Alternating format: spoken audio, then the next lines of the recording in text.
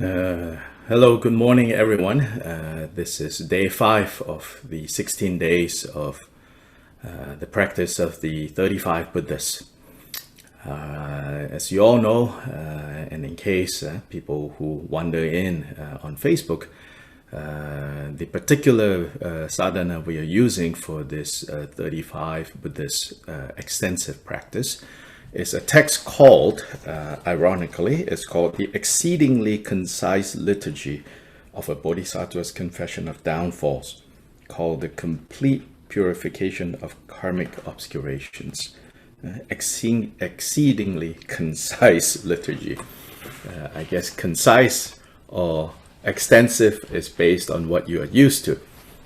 So based on, the old days in Tibet, This text is considered to be exceedingly concise. Even that we are not doing from the beginning page to the last page on each day.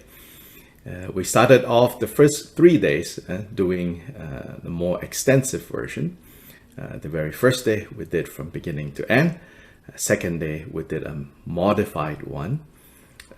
And third day we did a modified one. And then starting from yesterday, we focus mainly on the main part, which is from page 50 to 58. In the complete sadhana, the exceedingly concise, which is rather long for us, given the hour and a half we have, and the 2 languages that we are using. We're not even using Spanish yet. Imagine if we add that in, it will be really longer than what we have time for. So in the longer and extensive version, as you all know, there is this section where each of the Buddhas are invited into this space. And before that, we prepare seats for them and canopies. And then after they have arrived, we praise them and we make extensive offerings to the Buddhas. And then embedded within that is the 7-limbed puja. Puja with 7 parts, 7 limbs. Limbs as in like hands and legs, limbs, 7-limbed puja. So this 7-limbed puja or worship, the words is taken from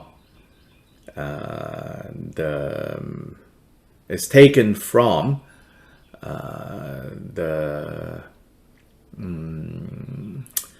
King of Aspiration prayers of the Bodhisattva Samantabhadra, the first 12 verses from that text. The first 12 verses of that text basically has the famous 7-fold or 7-limbed puja, which we have continued to do. So now in the very abbreviated version, exceedingly concise version, according to this text, we begin with the refuge, the 4 immeasurables, making the commitment to practice this particular clearing of karmic obscurations practice. And then we perform the 7-limbed offering according to those 12 verses. And then we also have some time for me to share with you, based on Gampopa's jewel ornament of liberation, the discussion on the 4 powers, that we need to apply. It's like you could say the 4 types of detergent. Your laundry detergent needs to have these 4 ingredients in order for the dirt and the grime and the stench to be removed from your laundry. Your clothes are like our Buddha nature. They are, even with as much dirt, as much stench that has stuck onto them, fundamentally the cloth, its nature has never changed. With or without stains, its nature has never changed.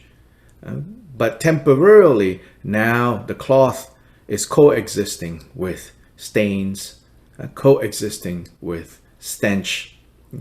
So putting it into the laundry, putting it into the washing machine, which is this practice what we're doing, then we have to add the proper detergent and bleach, and those are the 4 powers. So if we have those 4 powers assembled, if we put these 4 types of detergent and bleach in the proper mixture, then for sure the stains and the stench can be removed. So alongside these 16 days of this practice, all of us together, which we dedicate to the welfare and the goodness of all beings, ultimately, most importantly, to the awakening of all beings and the freedom of all beings from samsara and the ultimate dedication. On the relative dedication, of course, we will dedicate this to everyone overcoming whatever challenges and difficulties that we are experiencing now. Some of us have health issues, some of us have financial issues, some of us have, work issues, etc., etc. From that perspective, we are all very much alike. If we're not experiencing those things right now, often it simply means they have not arrived yet. Especially like health, right? If we're healthy, it just means that health problems have not arrived yet, because it is the nature of this body to deteriorate. Sometimes they deteriorate faster than we think they should deteriorate, but it's their nature to deteriorate. They are unreliable. So the Buddha taught us not to hate this body, but not to be so tied to this body. Not to ignore this body, but not to be so tied to this body. To gain some freedom that is despite this body. Our current culture is to convince us that the body is everything, because people can sell you a lot of things when they convince you that this body is everything. Well, to whatever degree you can buy, whether it's service or stuff, to make it easier on this body, to whatever reasonable degree, maybe you should, but better also to have the security net of the Dharma, where it illuminates clearly. Even if we can make it a little easier on the body is not reliable. In fact, it's reliably doing what it does, which is it falls apart when the time comes. So from that perspective, it is very reliable. It just doesn't coincide with our expectations. It just doesn't coincide with our expectations. Yeah? So do what we can, as I always want to say, I always feel this way myself. Do what we can. Be good to your body, be good to your environment, be good to things around you, places around you, people around you, all of that. Be good, because it's beautiful to be good. But also know that it's the nature of all composite. All things that are put together is their nature to go in separate directions. So we have to remember that. We have to keep that in mind. Then whatever that conditions have brought together for us temporarily, that we can really appreciate and really cherish, especially if they're agreeable with us. We really appreciate, we really cherish, and we also should learn not to take for granted. So often we ignore what we have in front of you because we take for granted, Only when they're gone, it's like, oh, this, oh, that, So whatever it is that is in front of you, at the very least, you say, oh, I don't have anything in front of me. Well, what is in front of you is this moment that is in front of you. If you neglect that moment, then it's gone. Then later you say, oh, that was a good time, I forgot, I didn't pay attention to it. And so cherish this moment skillfully. Cherish what's in front of you, cherish what's in front of you skillfully. Cherish the people around you, cherish the people around you skillfully. So these 16 days we will be doing this clearing practice, purification practice. Simultaneously, lanterns are offered at Bodhi Heart Sanctuary in Malaysia. So we're collaborating with them. And also Lama Ringzin in Nepal is also helping us, collaborating with us to do daily Sang cleansing offering at the Bodha Stupa, as well as distributing Sang incense and cash donations to 10 monasteries around the Bodha Stupa area. Yesterday night, my time, I shared on Facebook some images of Lama Ringzin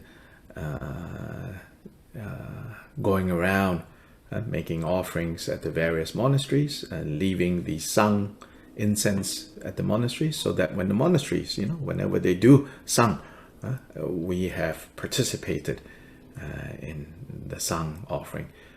So Jasper, can you briefly, I've asked Jasper to pull this up because not all of you are on Facebook.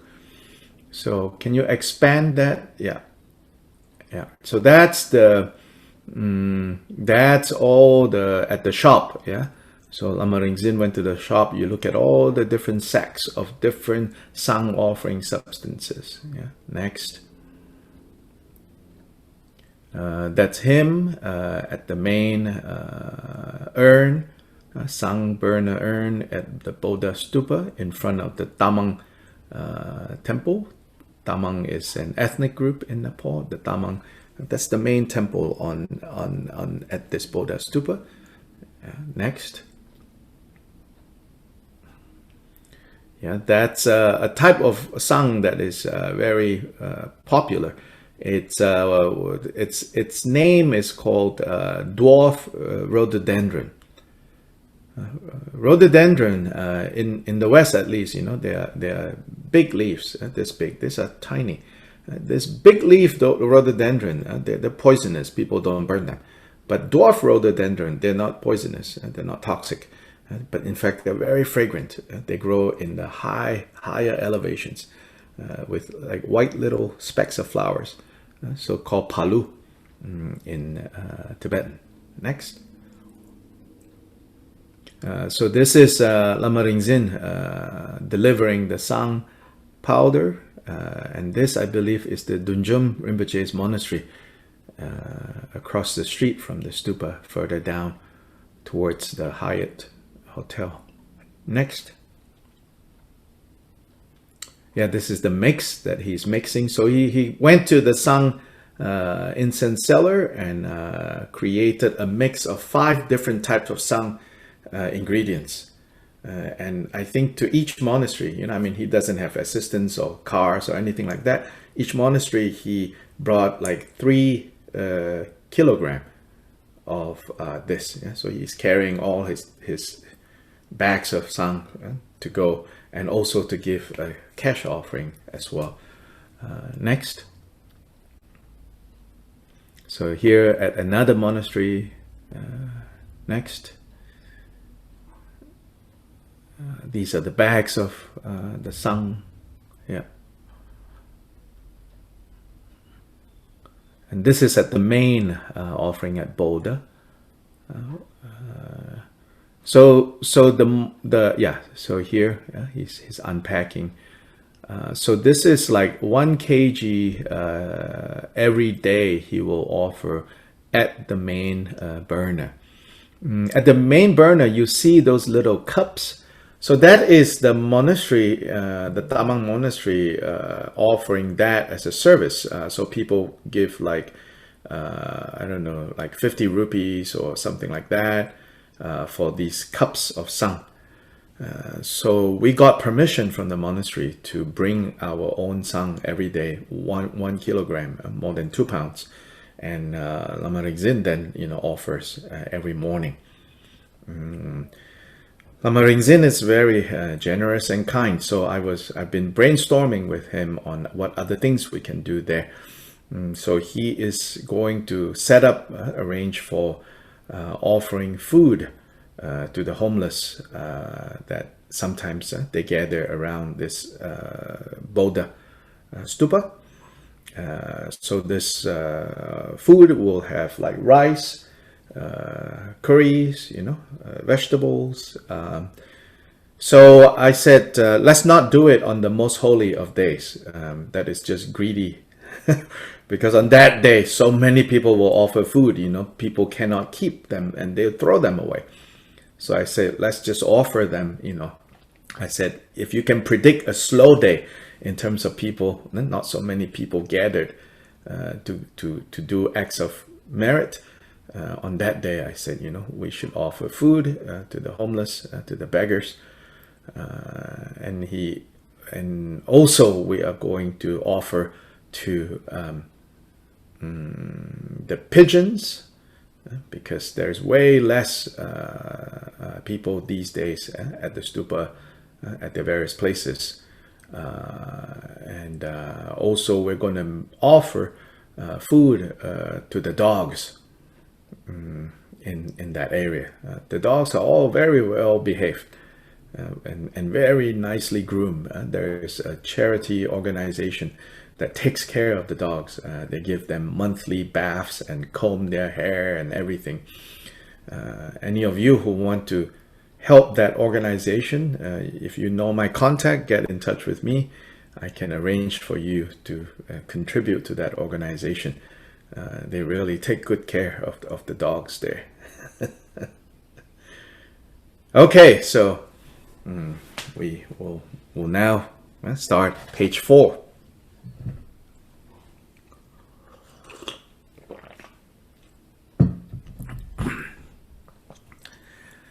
In the space before us, we visualize the Buddha, the Lord of Sages, surrounded by unfathomable root and lineage gurus, Buddhas, and Bodhisattvas. Dungi namka dompa tupe wampola ko tsakyu ki lama tang sanje changsen pakdu mebe kone shukpa rezam.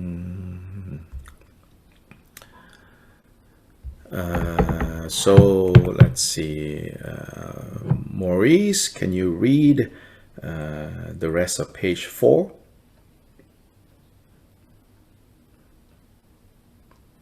If you have to unmute yourself, yes. There we are. I and all mother sentient beings, extensive as space, take refuge in the root and lineage gurus. We take refuge in perfect Buddhas, the transcendent conquerors. We take refuge in the holy Dharma, free from attachment and peaceful nirvana. We take refuge in the noble assembly of bodhisattvas, endowed with realization and liberation.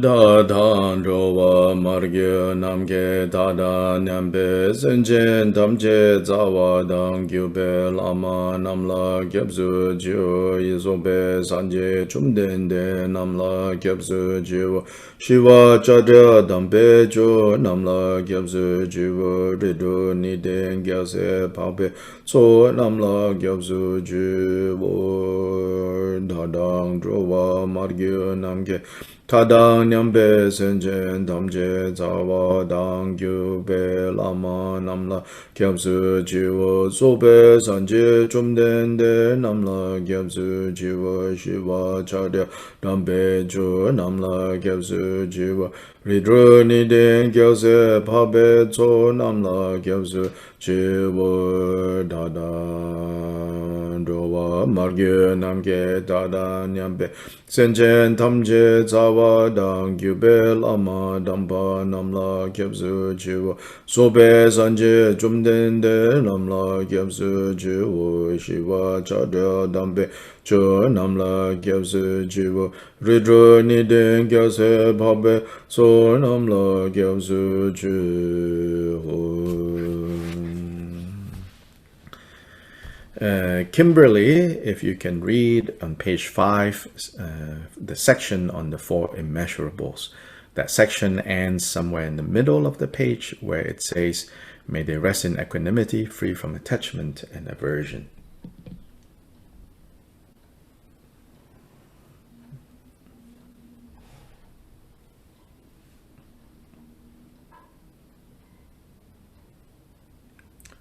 If you're reading, we cannot hear you. You have to unmute yourself.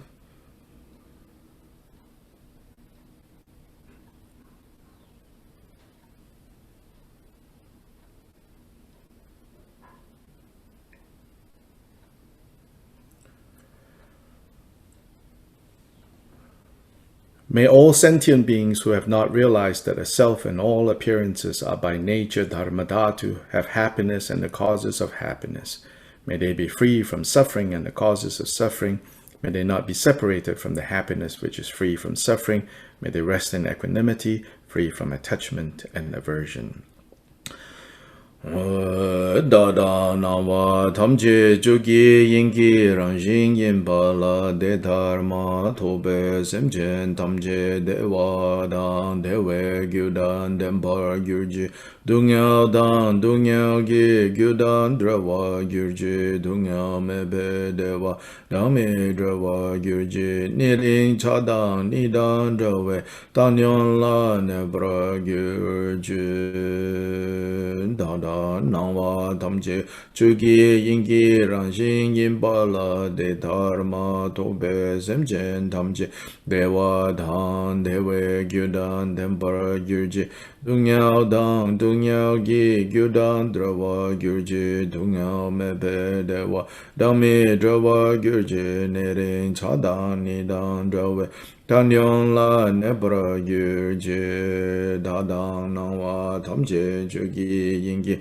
rangshin yinpa la de dharma tobe semchen tamche dewa dang dewe gyudan denpara gyurji dunyao dang dunyao gi gyudan drawa gyurji dunyao mebe dewa dhammi drawa gyurji nering chadan nidan drawe tanyo la nebra gyurji.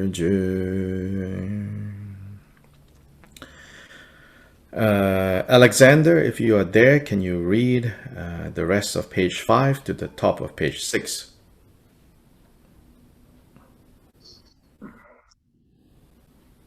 May I swiftly attain the sublime state of perfectly complete awakening for the sake of all mother sentient beings. And the top of page 6. For this purpose, I shall make offerings to the 35 Buddhas, and having invoked their heart pledge, I shall engage in the practice of confessing downfalls. Ma semchen tamche gi dundu nirwa yanda para zobe sanjen kin kompang rinpo jen to para je du dewa sheba sumju zanga jojing tukdang gu ne tongwa shabe jogala jukpara jao. The objects of refuge dissolve into me.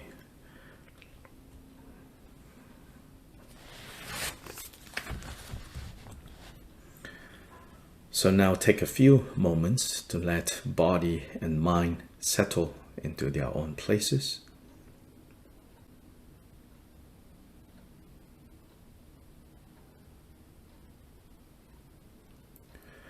Thinking that with the blessings of the Buddha, Dharma, Sangha, the 35 Buddhas, all great Buddhas, Bodhisattvas, Arhats, Partyeka Buddhas, that with their blessings dissolving into us, both body and mind instantly are able to settle into their own places.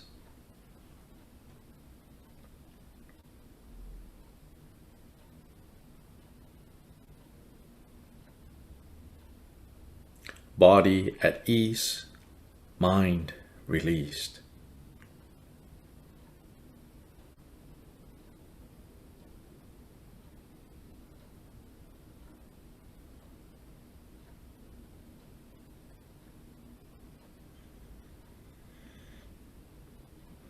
Body at ease, mind released.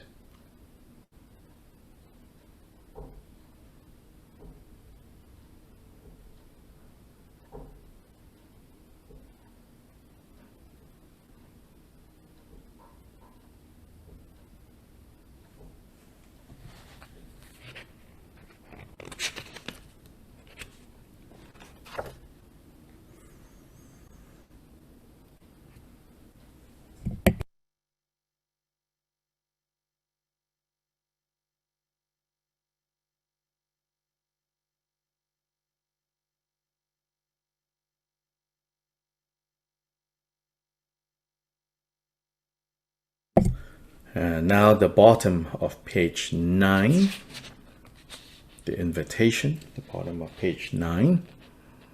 Anna Elisa, can you read from the bottom of page 9 to page 10 where it says, please come and cause our store of merit to increase.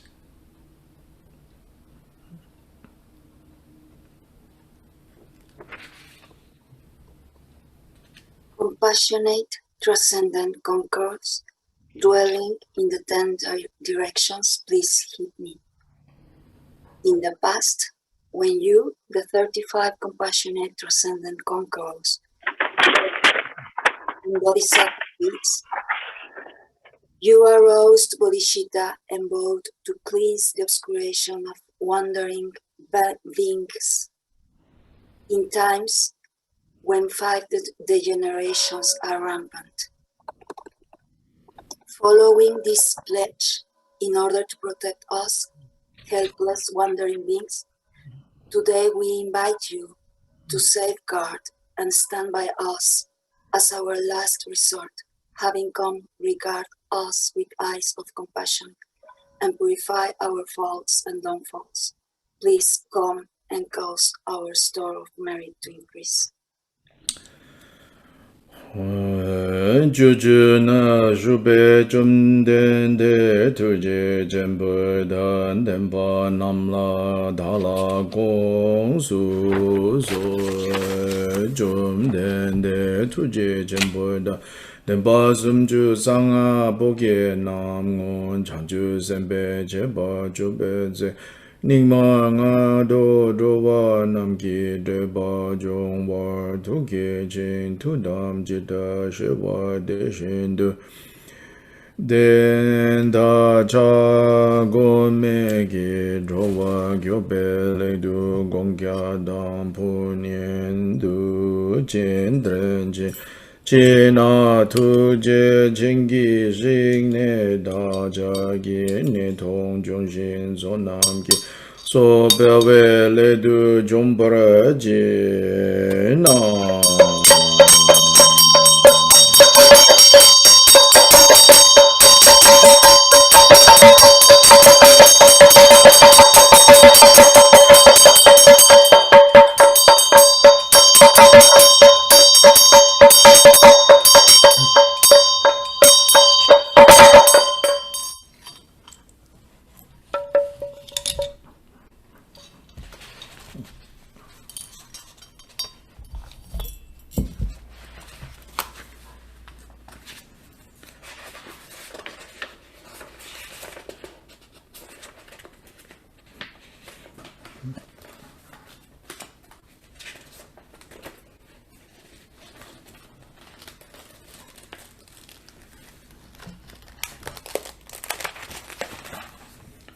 So now on page 22, the 35 Buddhas have arrived, come into our presence. All are dressed in the style of a renunciate Nirmanakaya and are adorned with the 32 excellent marks and 80 minor marks, such as the crown protuberance and wheels on the feet. With their 60 aspects of melodious speech, they proclaim the clear sound of the Mahayana teachings. As their minds do not move from Vajra-like samadhi, they clearly understand all objects of knowledge in the 3 times. Their bodies are garbed in the 3 dharma robes, and garlands of light shine like the sun from their bodies to alleviate the pain of miserable destinies. With eyes opened wide like lotus petals, they behold us and all sentient beings with great compassion. Upon merely beholding them, these great beings effortlessly accomplish the temporary and ultimate purposes of all sentient beings. Thus they abide with legs in Vajra posture. As we raise beautiful jeweled parasols with golden handles, delightfully adorned all around with pleasing forms so lovely to behold, we make unceasing offerings to the lords of sages.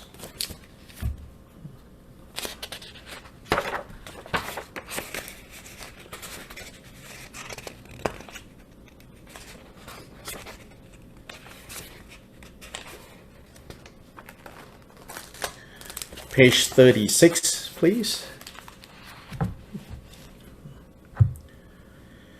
Page 36 is the start of the 7 Lymph Puja. So if I can get Miriam to read from page 36, middle of page 36, starting with "To those in as many worlds," read to the end of page 36. Then Rodrigo, if you can read page 37 until right before the mantra.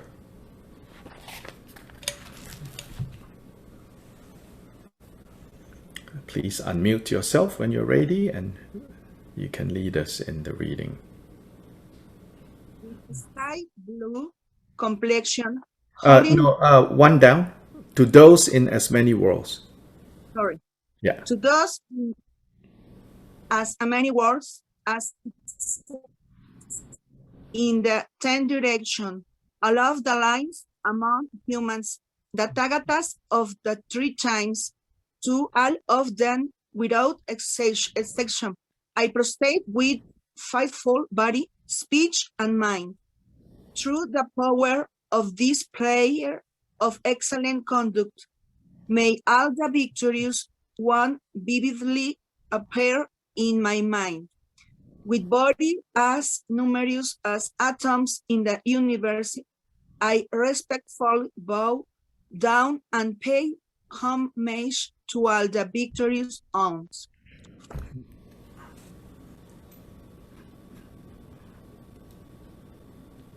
A single atom preceding meets your bodhisattva sounds.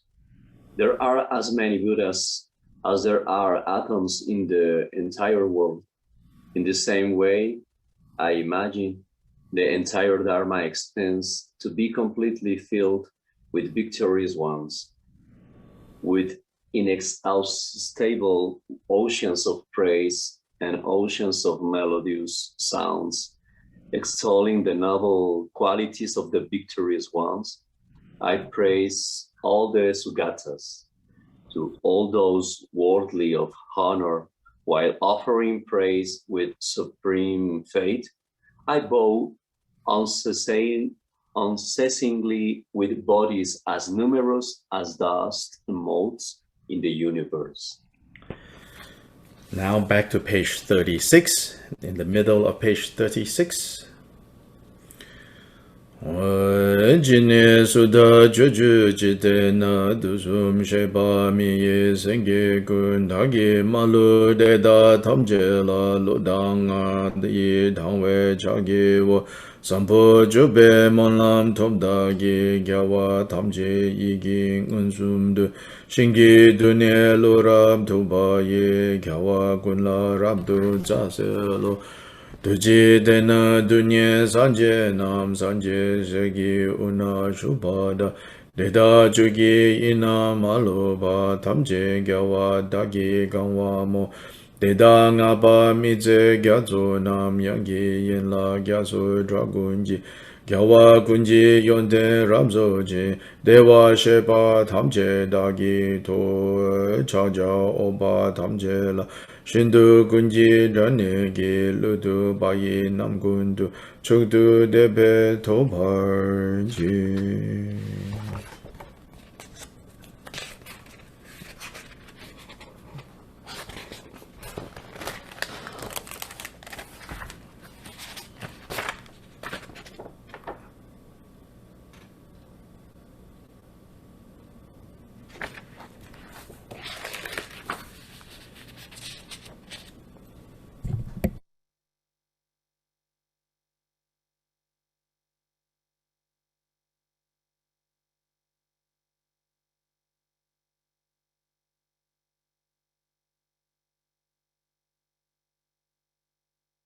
Now, page 38.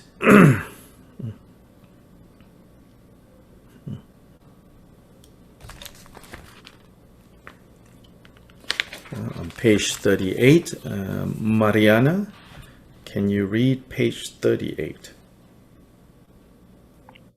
With the best of flowers and exquisite garlands, music, ointments, supreme parasols, divine lights, and the finest incense, I make offerings to the victorious one. With the finest garments, sweet fragrances, and powdered incense piled high as a Mount Meru, and with everything in exalted and sublime display, I make offerings to the victorious one. I also imagine vast and unsuppressed offerings made to all of the victorious one. Through the power of my faith and excellent conduct, I prostrate and offer to all of the victorious ones. Meto damba jengwa damba dan zinyan namdan jungba dujo dan marme chodan dubo damba yin kyawa de dalane choparji Nabza damba namdan rejo dan chema burma rera nyamba dan Kube gebar pabe jugunji gyawa de dalayang chobarji Choba gana lame gyaje wa de da gyawa tamje layang mo Sampo jala debe tomdagi gyawa gunla chase chobarji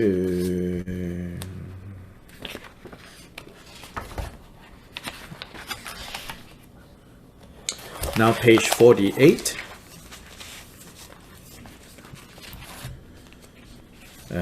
Laura Herman, if you can read starting from I confess whatever wrong to the end of that page, followed by Larry, if you can read all of page 49. I confess whatever wrong I have done with my body, speech, and also mind, while being overpowered by attachment, hatred, and ignorance. I rejoice in the merit of all the Buddhas and Bodhisattvas of the 10 directions, the solitary Buddhas, those on the path of learning, those beyond learning, and all beings. All of those lights in the worlds of the 10 directions, who, having passed through the stages of Buddhahood, attained awakening free from attachment. To all of these protectors, I beseech you to turn the unsurpassed wheel of Dharma. To all those who intend to demonstrate nirvana, with my palms joined together, I beseech you to remain for the benefit and happiness of all beings, for as many kalpas as there are atoms in the universe. Whatever slight virtue I may have gathered from prostrating, offering, confessing, rejoicing, requesting, and beseeching, I dedicate it to the awakening of all beings. And now back to page 48, somewhere in the middle of that page. Doja Shedan Timu Wangi Ni Ludang Adan Deji Yigi Gyan Tingpa Dagi Gipa Jeje Ba Deda Tamje Dagi Sosor Sha Chochu Gyawa Kundan Sanje Se Rangya Namdan Lobdan Me Lobdan Rowa Kunji Sonam Gangla Ya Deda Kunji Jese Dayi Rang Ganglan Chochu Jinten Romada Chanchu Rinpa Sanje Majane Kumpo Deda Dagi Tamje La Korlo Lana Mepa Korwa Gu Nyangen Datung Gangshe Deda La Rowa Gunla Penshin Dewe Ji Kyapa Shingi Dune Subaya Dagi Tamo Ramja Sowarji Chase Wadan Chujing Shabada Jise Yirang Kushin Sowayi Kewa Chungse Dagi Chisakpa Tamche Sobe Janju Jirngu.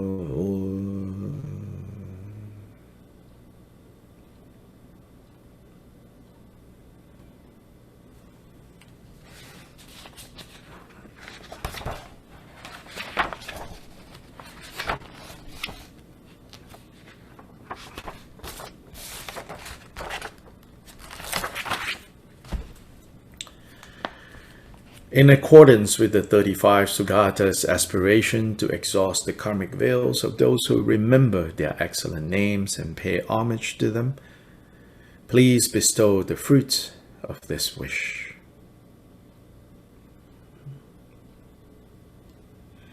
And so now we are at the main practice, yeah? On page 50.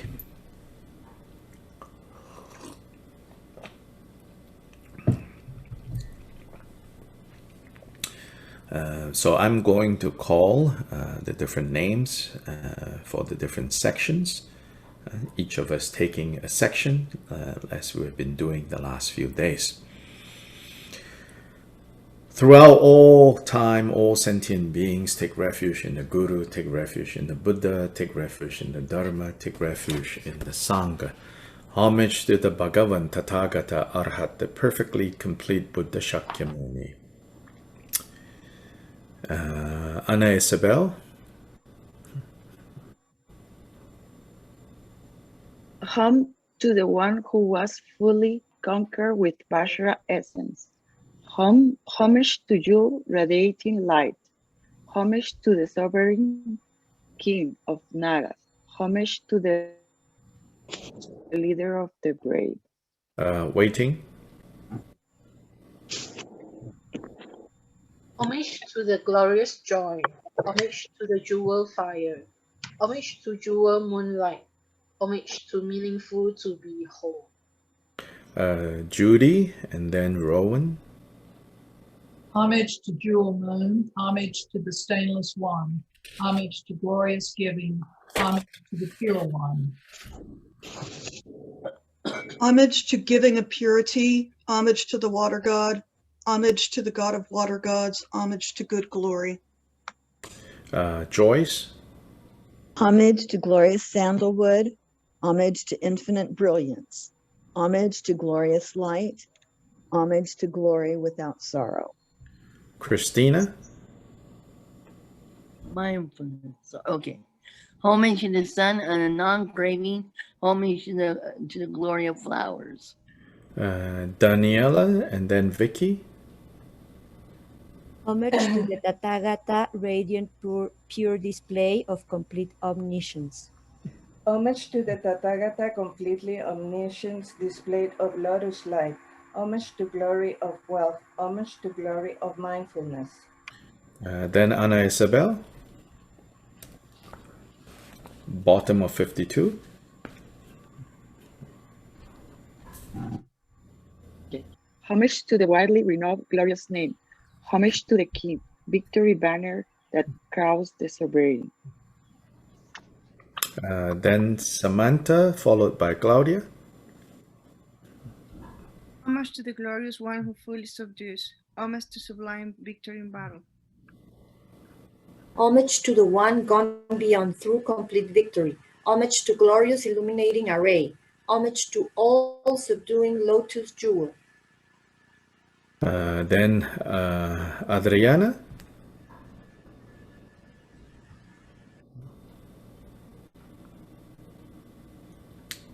Adriana.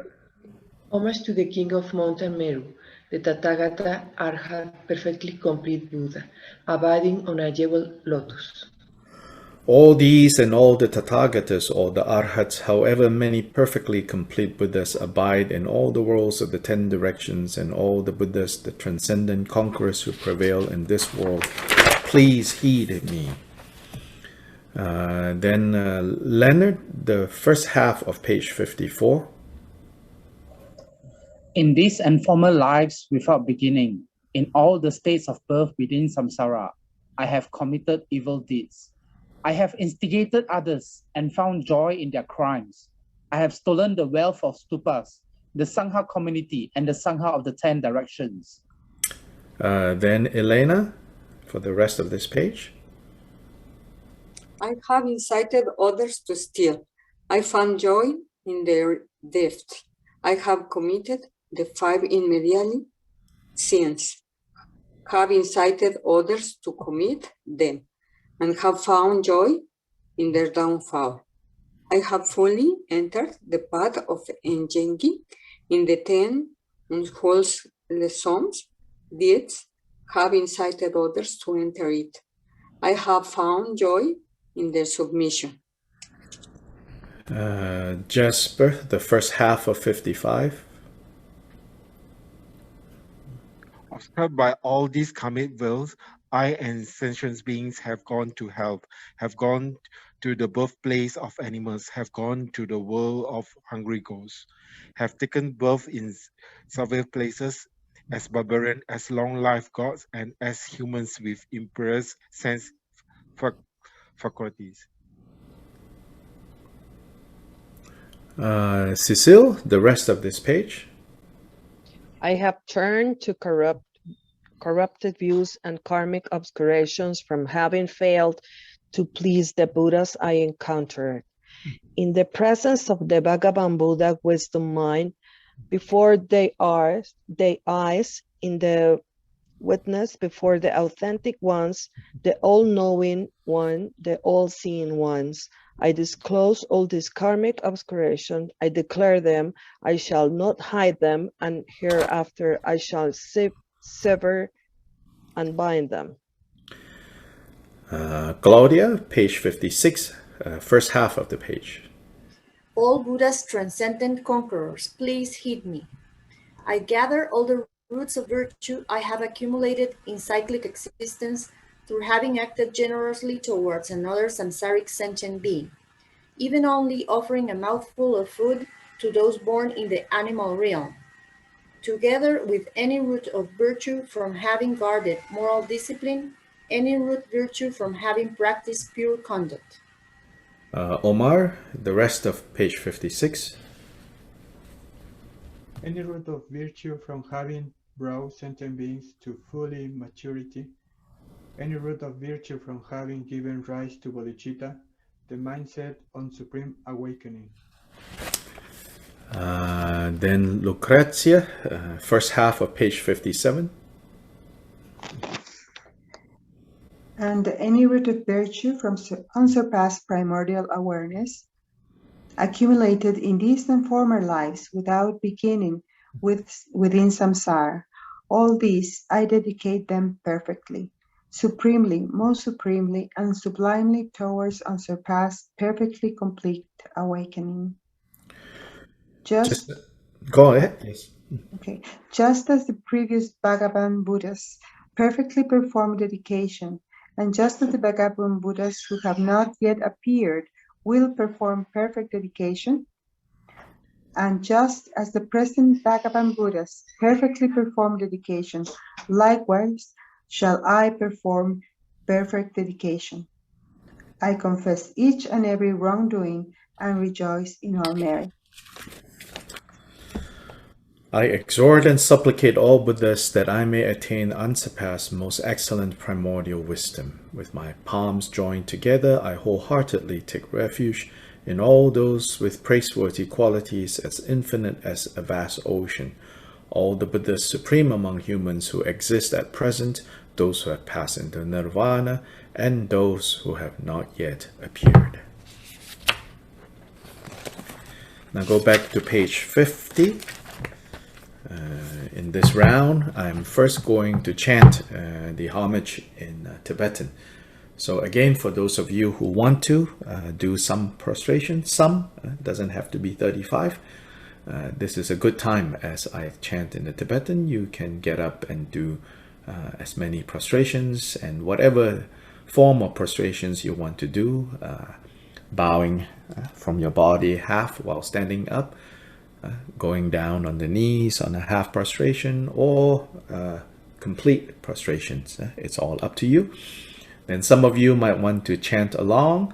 Some of you might just want to view the Buddhas as their images come on the screen.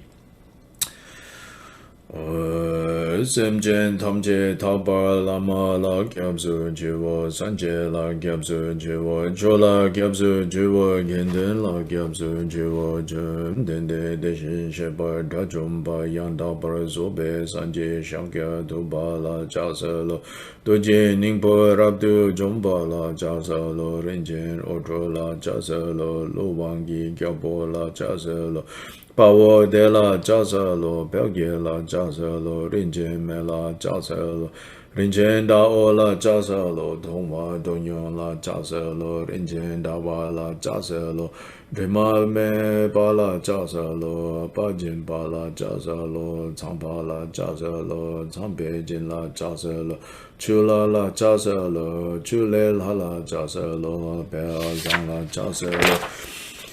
Tsenden pela jazalo, zije taye la jazalo, opela jazalo, nyagen neme pela jazalo, semeki bula jazalo, medo pela jazalo, deshin shepa chambe oze nampa ropa ngompar gempa la jazalo, deshin shewe pa peme oze nampa ropa ngompar gempa la jazalo, no pela jazalo, Jembe bela jazelo, Zembe shindu yon rala jazelo, Wampo toki gyausengi gyaubola jazelo, Shindu nambra nombe bela jazelo, Yule shindu nambra gyawala jazelo, Nambra nombe shebe bela jazelo, Kune nangwa gobe bela jazelo, Rinjen bema nambra nombala jazelo, Deshin Sheba Drajumba Yanda Bara Zobe Sanje Remboje Pemala Tu Shubari Wangi Gyapola Chaselo. All these and all the Tathagatas, all the Arhats, however many perfectly complete Buddhas abide in all the worlds of the 10 directions, and all the Buddhas, the transcendent conquerors who prevail in this world, please heed me. Page 54. Randy, can you read page 54?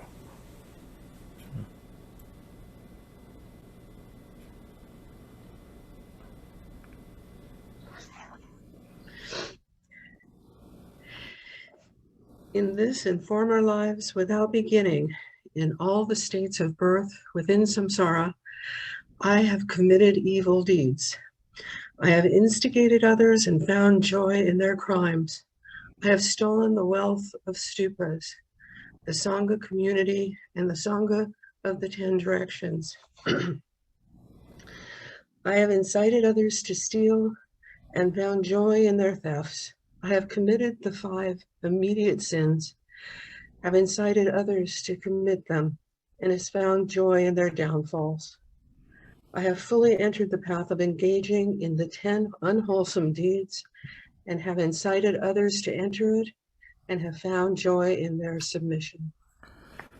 Sandra, can you read page 55?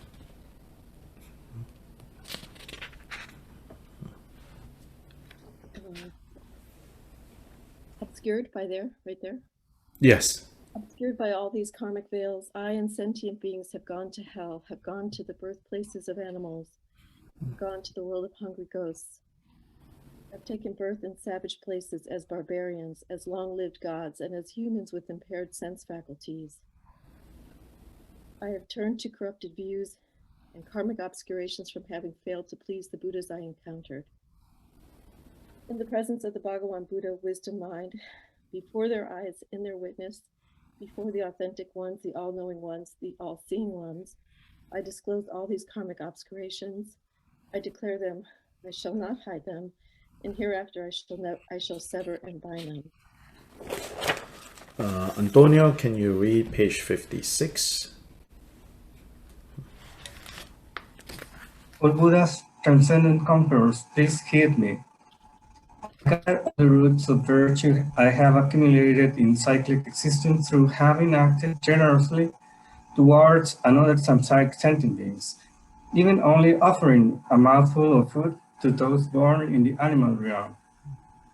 Together with any root of virtue from having gathered moral discipline any root of virtue from having practiced pure conduct, any root of virtue from having brought sentient beings to full maturity, any root of virtue from having given rise to bodhicitta, the mindset of supreme awakening. Maurice, can you please read 57?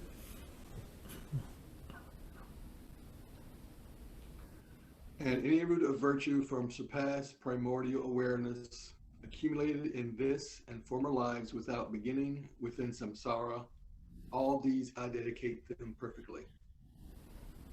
Supremely, most supremely, sublimely towards unsurpassed, perfectly complete awakening. Just as the previous Bhagavan Buddhas perfectly performed dedication, and just as the Bhagavan Buddhas who have not yet appeared will perfectly perform dedication, and just as the present Bhagavan Buddhas perfectly perform dedication, likewise shall I perform perfect dedication. I confess each and every wrongdoing and rejoice in all merit.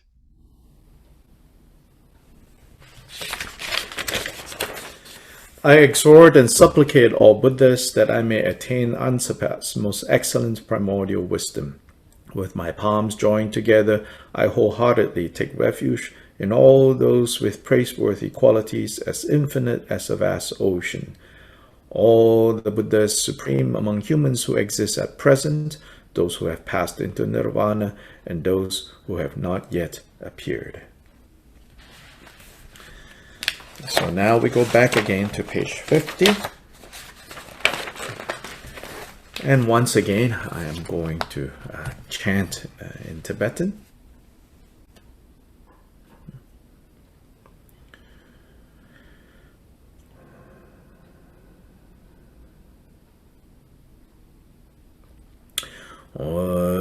Zemjen tamje takpa lama la gyabzu jiwa sanje la gyabzu jiwa chola gyabzu jiwa kenden la gyabzu jiwa jom dende deshin sheba drajomba yanda parazobe sanje shakya tuba la jazalo dorje nimpo radu jomba la jazalo rinjin udro la jazalo luwangi gyabo la jazalo pawo de la jazalo Gela Jazalo, Rinjen Mela Jazalo, Rinjen Dawala Jazalo, Tongwa Dongyon La Jazalo, Rinjen Dawala Jazalo, Dima Mebala Jazalo, Bajin La Jazalo, Zamba La Jazalo, Zambe Jin La Jazalo, Ju La La Jazalo, Ju Le La La Jazalo, Belzan La Jazalo, Zenden Bella Jazalo, Siji Taye La Jazalo, Bella Jazalo, Nyange Mebe Bella Jazalo, Semegi Bula Jazalo, Medo Bella Jazalo, Deshin Sheba Zambe Oze, Nambaroba Ngombara Gembala Jazalo, Deshin Sheba Beme Oze, Nambaroba Ngombara Gembala Jazalo, No Bella Jazalo, Dembe Bala Jazalo, Tempe Shindu Yondrala Jazalo, Wampo Togi Gyalsengi Gyabola Jazalo, Shindu Nambra Nombe Bella Jazalo, Yule Shindu Nambra Gyawala Jazalo, Nambra Nombe Shebe Bella Jazalo, Gune Namwa Gube Bella Jazalo, Rinjen Bema Nambara Nombala Jazalo, Deshin Sheba Dajumba Yanda Brazobe, Sanje Remboje Bema La Rabdu Zubagi Re Wangi Gyabola Jazalo Deda. All these and all the Tathagatas, all the Arhats, however many perfectly complete Buddhas abide in all the worlds of the 10 directions, and all the Buddhas, the transcendent conquerors who prevail in this world. Please heed me. Page 54. Leonard, can you read page 54? In these and former lives without beginning, in all the states of birth within samsara, I have committed evil deeds.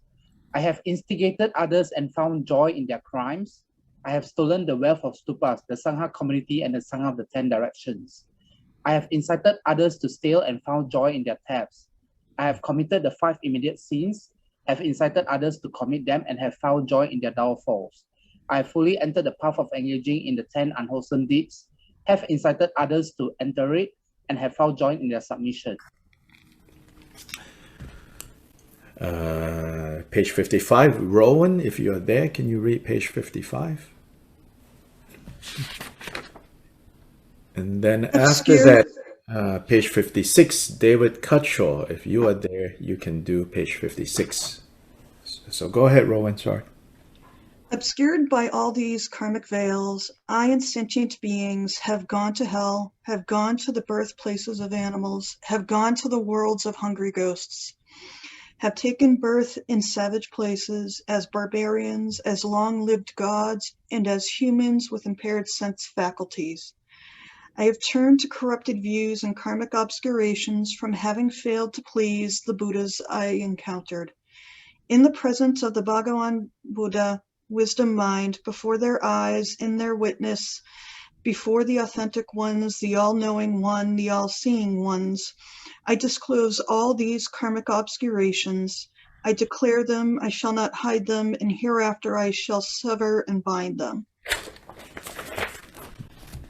Gather all the roots of virtue I have accumulated in cyclic existence through having acted generously towards another samsaric sentient being, even only offering a mouthful of food to those born in the animal realm, together with any root of virtue from having guarded moral discipline, any root of virtue from having practiced pure conduct, any root of virtue from having brought sentient beings to full maturity, any root of virtue from having giving rise to bodhicitta, the mindset on supreme awakening. Waiting, are you there? If you're there, can you read page 57? And any root of virtue from unsurpassed primordial awareness accumulated in these and former lives without beginning within samsara. All these I dedicate them perfectly, supremely, most supremely, and sublimely towards unsurpassed, perfectly complete awakening.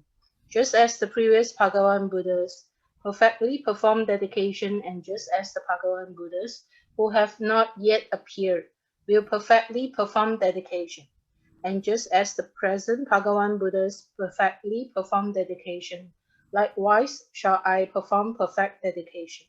I confess each and every wrongdoing and rejoice in all merits. I exhort and supplicate all Buddhas that I may attain unsurpassed, most excellent primordial wisdom. With our palms together, we wholeheartedly take refuge in all those with praiseworthy qualities as infinite as a vast ocean. All the Buddhas, supreme among humans who exist at present, those who have passed into nirvana, and those who have not yet appeared.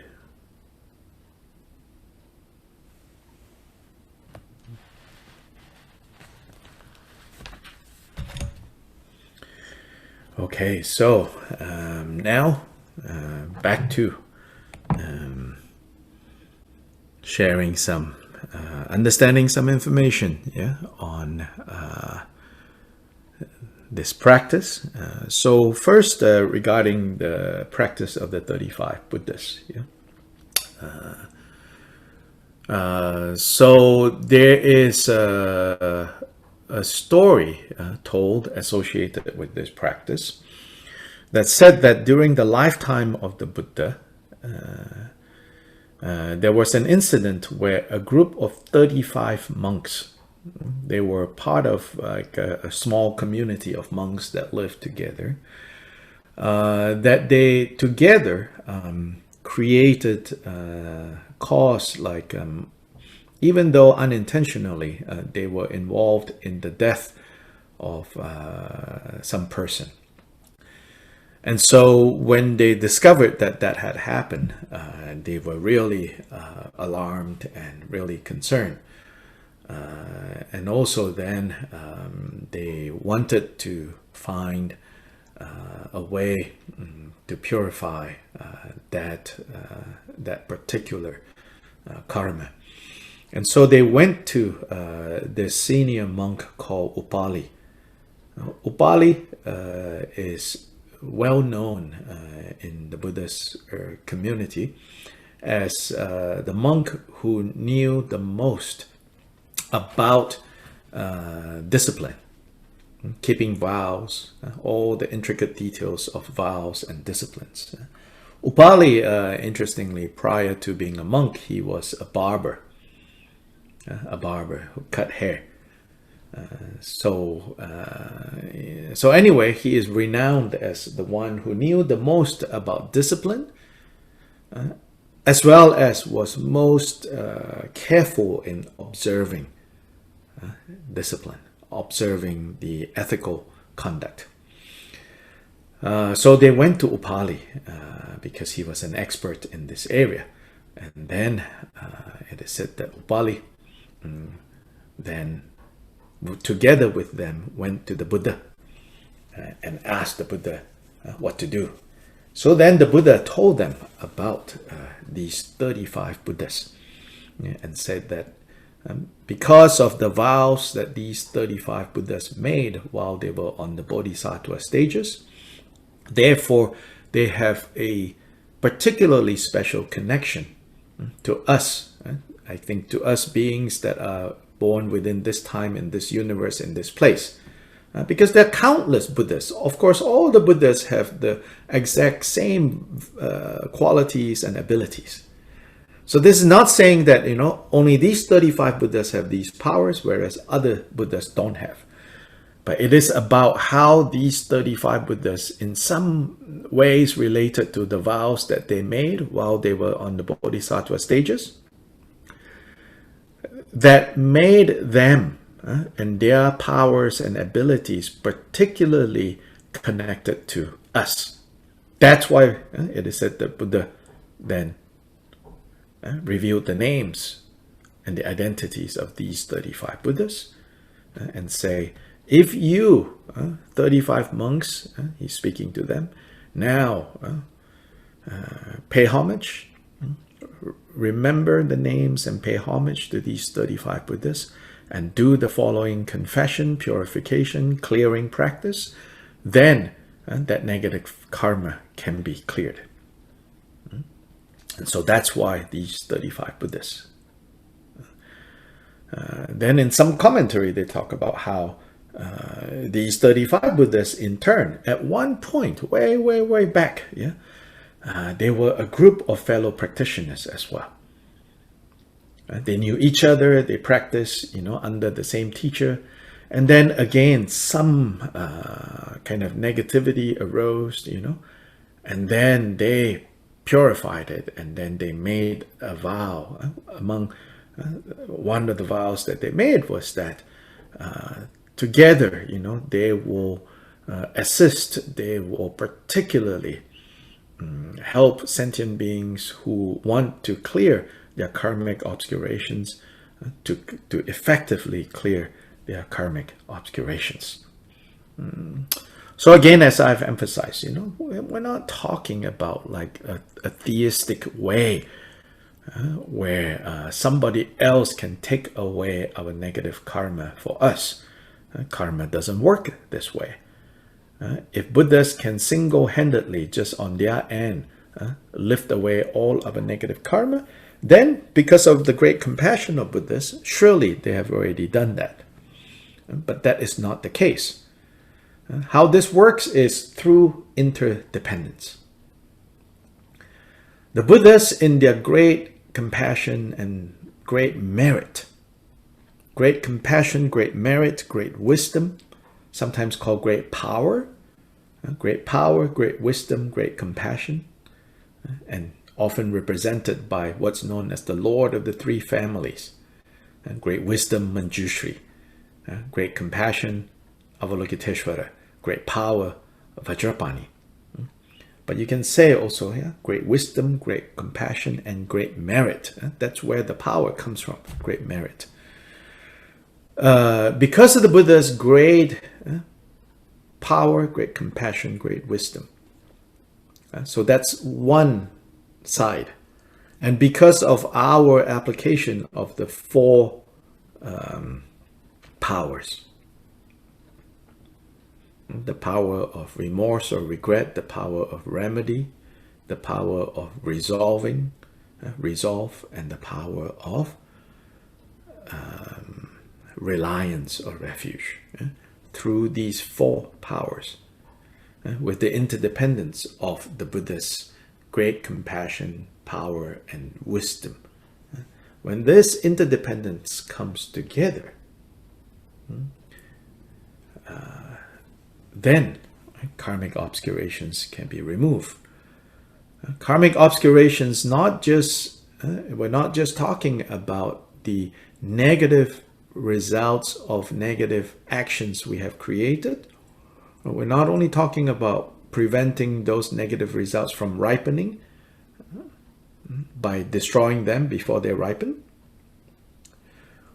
We are also talking about the karmic habits that have formed that makes it easier for us, more convenient for us, more reasonable for us to engage in non-virtue. That like karmic conditioning, that karmic habit is what needs to be purified. So karma, it is said to be unmistaken. So first thing we need to understand is karma is unmistaken, as in this is a natural system of cause and effect that doesn't make any mistakes. So you cannot accidentally experience a karma that you did not create. So karma is without mistake. So that's the first point. But having said that karma is without mistake, it's not saying that once a cause has been created, then how the effect will be experienced later is fixed and cannot be changed. We are also not saying that. Okay? We are saying that karma is unmistaken. But we are not saying that karma cannot be purified or cleared. So in one teaching Buddha gave, some disciple misunderstood this point about karma is unmistaken. So then some monks, they said, oh, karma is fixed. Once an action has been created, skillful or unskillful, the result will exactly be the same, has been fixed. Especially negative actions. When the Buddha heard this, he said, "Oh monks, don't say that. Don't say that. Don't think that way." He says, if you think that way, then it renders. It means there's no point in practicing the Dharma. Meaning it becomes hopeless. If everything you experience now is already predetermined, predestined, fixed from previous karma, then why even practice? Just sit around and wait for things to happen. Buddha said, no. Negative karma can be stopped. Meaning, the effects of negative actions, before they bear fruit, they can be stopped.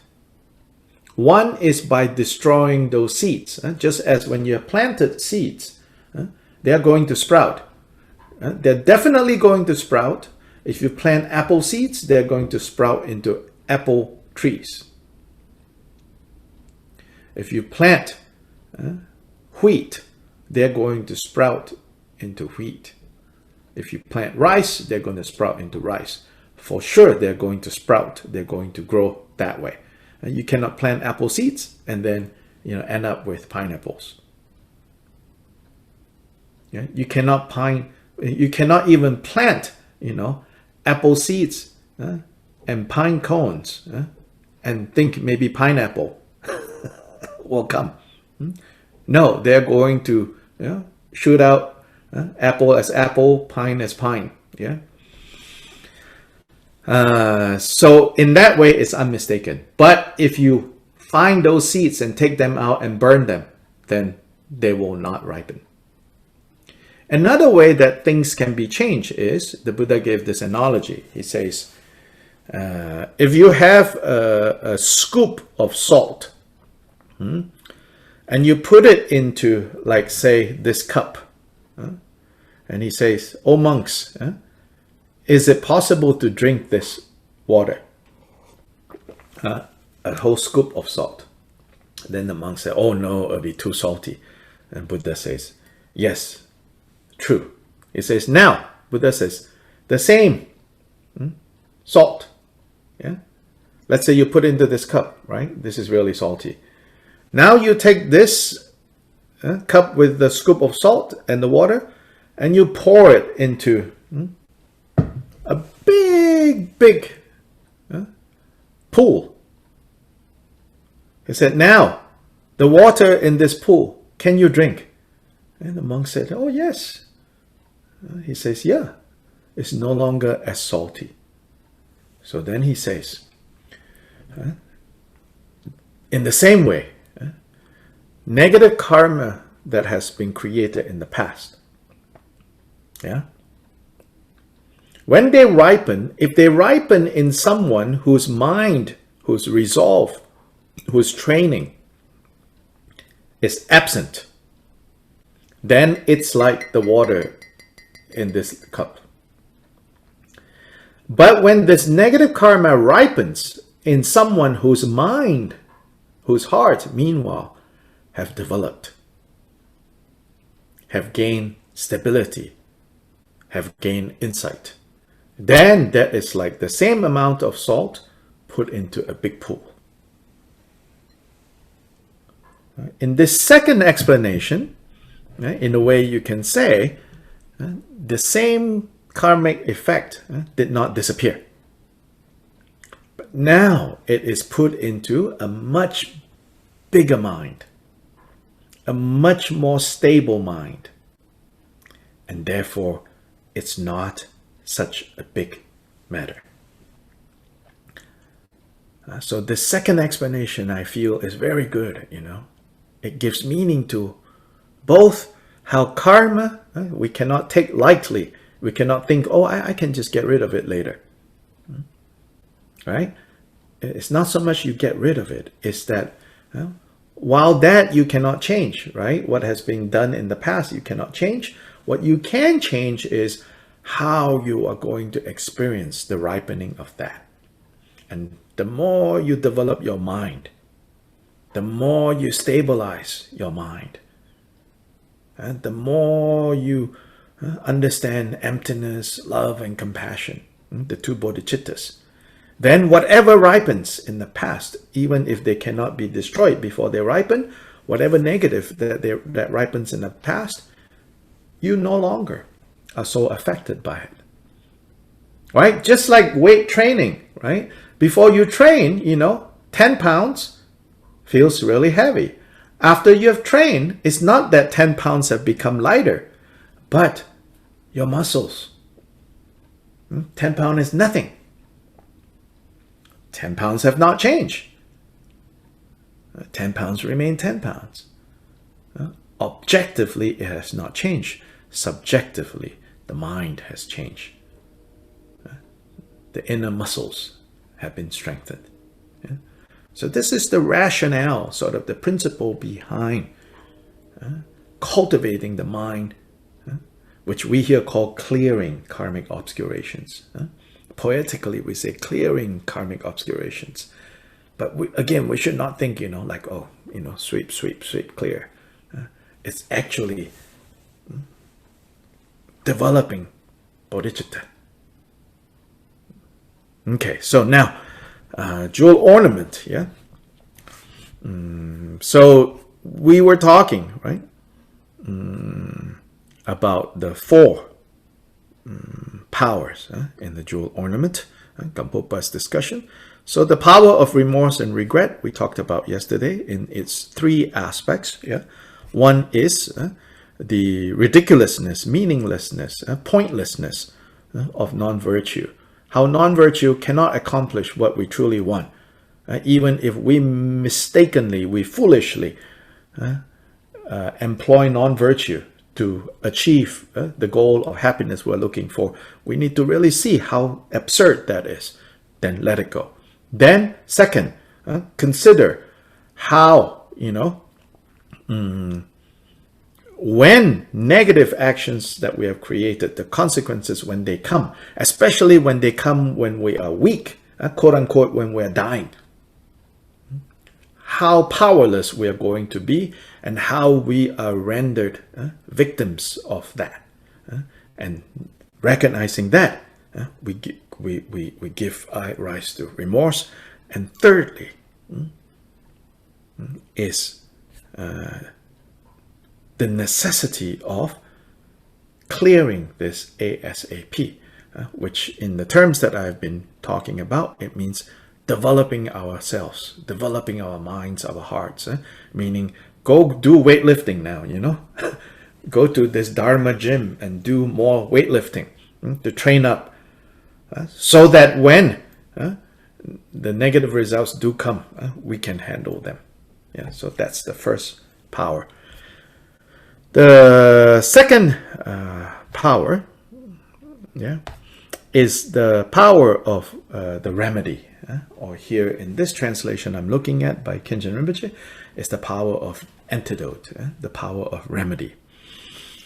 The complete remedy to evil deeds is the practice of virtue. It causes the exhaustion of the kleshas, of the afflictive emotions. So now, quoting from an Abhidharma text, Gampopa says, he quotes from an Abhidharma text, to oppose the karma of evil deeds, perform the remedy. Apply the remedy. Even if it has been created, the result of the non-virtue can be transformed to something else by the power of the remedy. Now here again, we should not misunderstand, it is not like this text is saying virtue can become non-virtue, non-virtue can become virtue. What it is saying is the result of the non-virtue can be transformed to something else, meaning if you know how to experience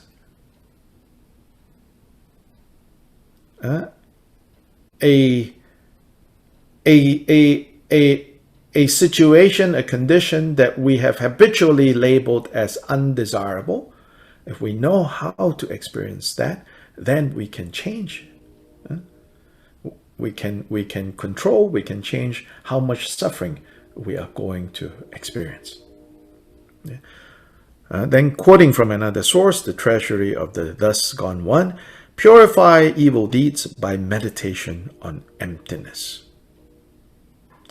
So this is the ultimate clearing of negative karma from the past, is to realize emptiness. Powerfully realize emptiness. Not just like superficial, oh, everything is empty. But to really powerfully understand, realize, meditate on, familiarize, deepen, habituate this correct understanding of emptiness. That is the ultimate purification. In the Chinese we say the repentance based on principle is to realize the empty nature of all negative karma, called the repentance of principle, Li Chan in Chinese. Then there is the relative way of clearing negative karma, which is the next few quotes. So the Diamond Sutra says, reading the profound sutras purifies past evil deeds. So to read out loud, actually, the sutras. We in the modern time, when we read silently, But about 150 years ago, in almost all cultures, when people read out loud. So especially when reading the Buddha's sutras, it is said that it is good to read out loud so that you hear. Yeah, you hear. And not only you hear, we say that beings around you might hear it. So to read out loud the profound sutras purifies evil deeds, the Diamond Sutra says. So this is on page 159 for those of you who have that translation. Then, establishing the three primary commitments, and the Subahu requested sutra says, recitation of secret mantras purifies evil deeds. So Gampopa quotes these two other sources that say reciting mantras can purify as well. So all of this is saying that they can purify. It's not saying automatically they'll purify, okay? We need to know how to use sutra recitation. We need how to use mantra recitation. If we're just mindlessly doing these things, or doing these things with the wrong view, saying, oh, please Buddhas, help me, help me, help me, help me, Om Mani Padme Hum, Mani Padme Hum, help me, help me, help me, Om Mani Padme Hum, Mani Padme Hum. It doesn't work like that, okay? But also we should not think, oh, mantra recitation not necessary, reciting sutras not necessary, because here, very clearly, Gampopa said, these are methods. The Flower Heap Sutra says, making offerings to the Tathagata stupa purifies evil deeds. Making offerings to the stupas of the Buddhas. And so here, collectively, we are doing this cleansing offering smoke at the Bodha Stupa, one of the most holy stupas in the Himalayan Tibetan Buddhism. And also we're making offerings to the homeless there. And you don't know, who among those are actually Buddhists.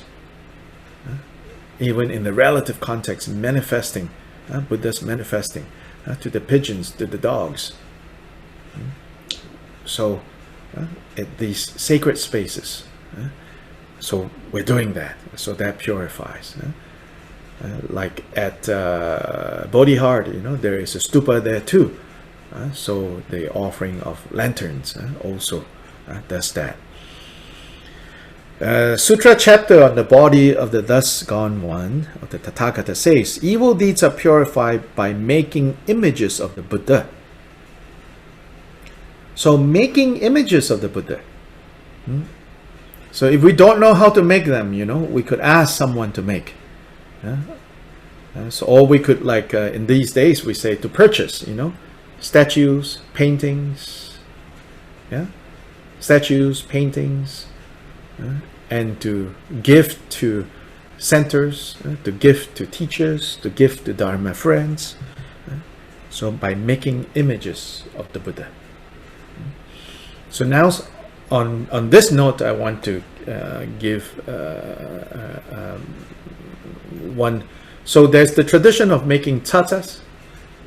Tata are these, right? These small, usually smaller clay statues of Buddhas.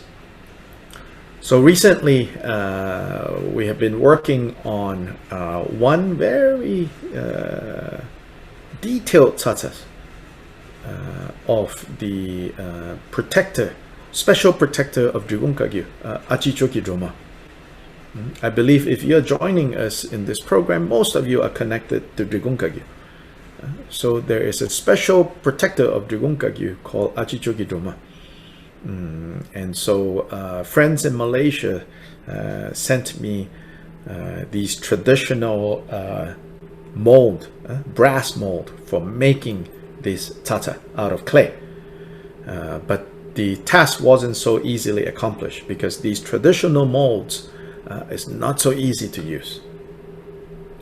And so from there, lots of research by different people, finally, Laura Russell, who is also joining our practice, found, after considering many possible options, found a local person here who can make silicone molds for making these tatas. And using silicone mold, it's like a cake mold, you know. So you use this liquid, fast setting liquid clay, you know. There are various names for it, you know. You pour in. After 30 minutes later, you can pop them out easily. So I want to show you here. This tatas. Very detailed, really detailed. Yeah. So now we are going to start. For those who want to make this tata, you can order these silicone molds. We're not like making money. We just have to pay the guy who makes them. And each of the mold is $25 US. If you are interested in getting these molds, please contact us at info@drikongdharmakirti.com. If somebody can type that in the chat, info@drikongdharmakirti.com. First, we will just figure out how many people want to get these molds. Then there's a whole practice of what you have to put inside and all of that. We will provide that information to make these tatas. So that is, you know, making images of the Buddha. And furthermore, it is said evil deeds are purified by listening to teachings, what we're doing now, by reading texts, by writing texts. Writing texts here, it means, you know, to make copies of these scriptures and share with others, and so forth, according to your interest in virtuous deeds. So here it says, you know, some of us like to get our hands, you know, involved. So we make tatas and we send out to friends. Some of us like to read, so you do that.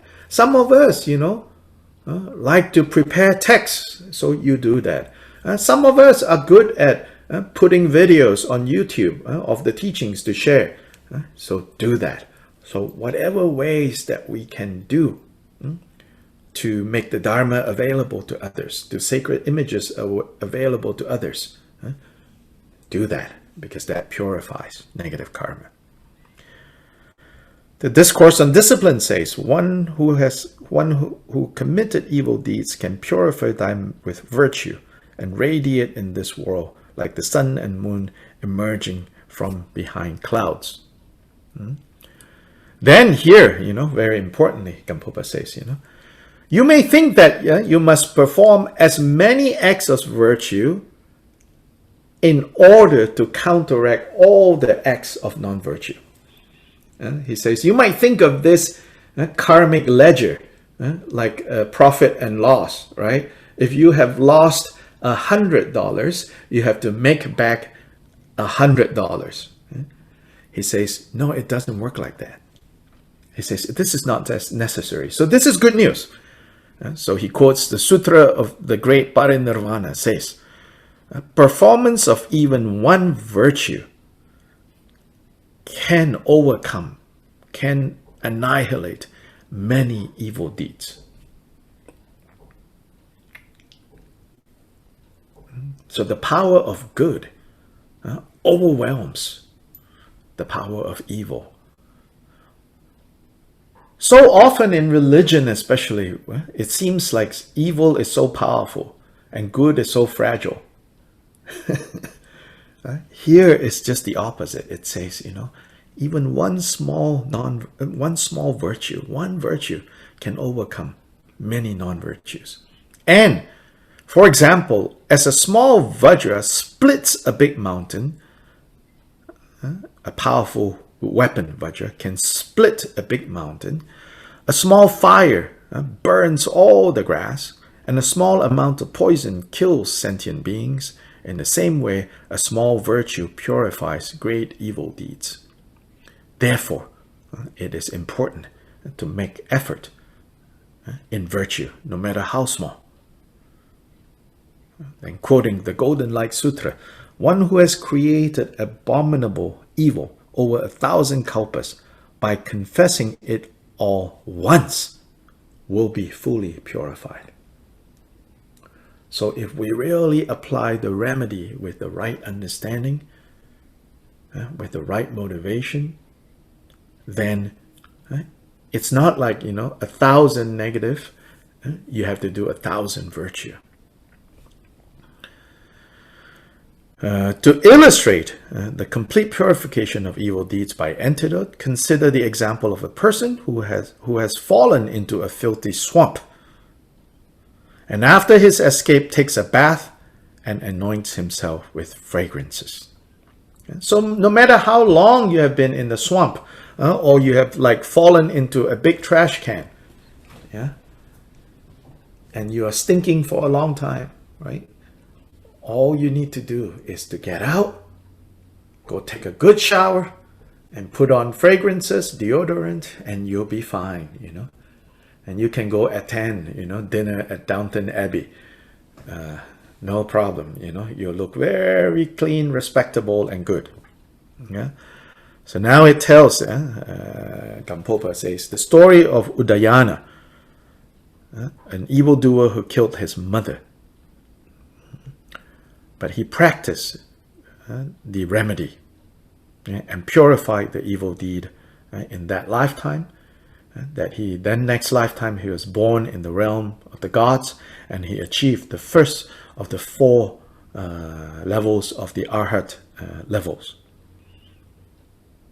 So thus it is said, one who lacks self-guidance and later possesses mindfulness is like a radiant moon being freed from clouds. Just as the example of Nanda, Angulimala, Ajatashatru, and Udayana. These are the 4 stories given for 4 persons given in each of the 4 powers. The last one was Angulimala, the one with the fingers, right? And this one is the example of Udayana. Udayana's example. So, this is the power of applying the remedy. So here in this context of the 35 Buddhas, the practice of the 35 Buddhas, the prostrations, the first heap, remembering the Buddhas and paying homage to them, admiring their qualities, and wanting those qualities ourselves. Second, laying bare the faults that we might have created in the past, and then putting them down, letting them go. Third, remembering any acts of virtue that we have done among the 6 perfections, big or small, recalling all of that, then we dedicate to the complete awakening of all beings. And these are the 3 heaps, the 3 elements. Yeah.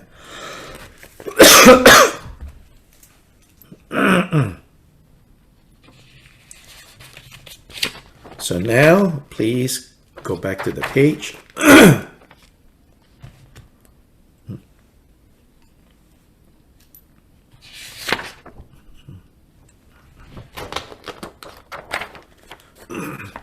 Page 63.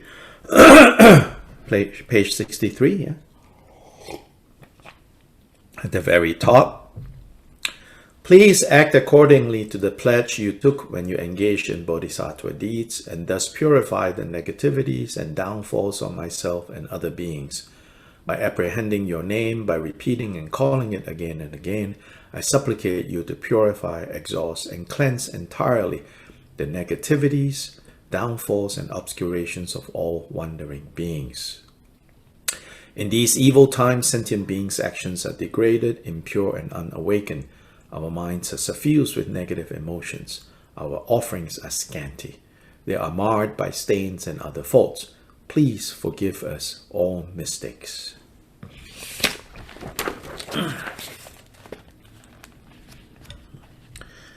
And page 64, the auspicious verses. The light of boundless compassion clears away the evil states and dispels demonic forces, hindrances, and hosts of wickedness. May the splendid power of the victorious ones, equal to 100,000 suns, bring forth the happiness and fortune of infinite living beings. The stream of nectar flowing from the immaculate Dharmadhatu space fully cleanses the stains of evil tendencies. May the splendid power of the holy Dharma of the cessation and path bring forth the happiness and fortune of infinite living beings. In order to eliminate the endless torments of cyclic existence, you have not abandoned the heavy burden of your vows and aspirations. May the splendid power of the ocean of great and noble bodhisattvas bring forth the happiness and fortune of infinite living beings.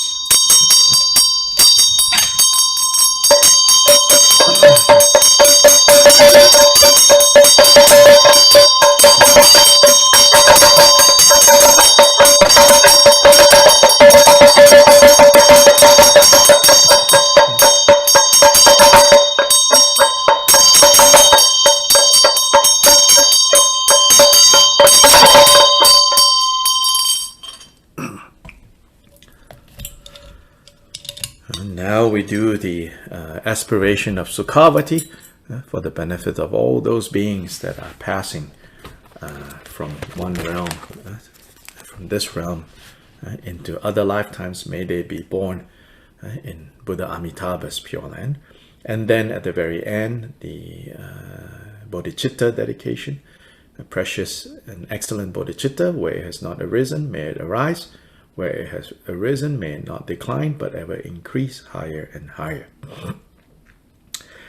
Ema ho ngosa sanje nangwa taye dang yesu jowo tuje jembo dang yondu senpa tuje tonamla sanje changsen pame korgi go Degi ngosa bhagdu meba ye dewa chense shawe shinkamde Dashen dine sepo gyurmata kewa zengi barma chubaru Deru kene nante shaton sho dege dagi monlam tapadi Chochu sanje changsen tamche ki gengme drupa jinji labdu so Teya ta penza kriya awa boda naya soha Changchu sem rinpoche ma ge pa nam ge gyuche ke pa nyam pa me pa yang go ne gong du be wor shu.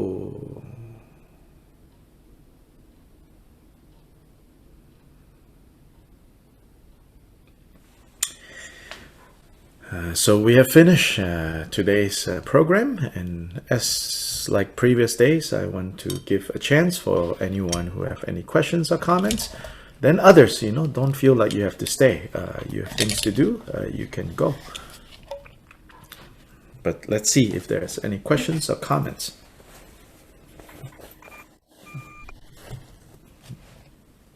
Dr. Lai? Yes. You said that teachings must be requested. We have to ask for.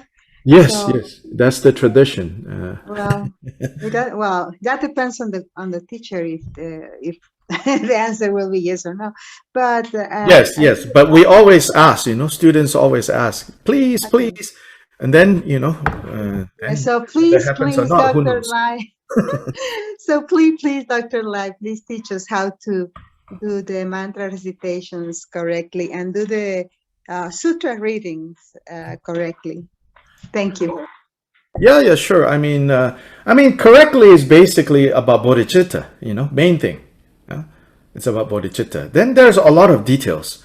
Those details we usually teach them in the context of like, now we're talking about deity practice. Then yes, when you recite, you should this, that. So there are always so much details, sutra recitation, when you read a sutra, yes, there are all these steps that you can follow, wash your hands, put on clean clothing, light some incense, all of that. But the main point is the two bodhicitta.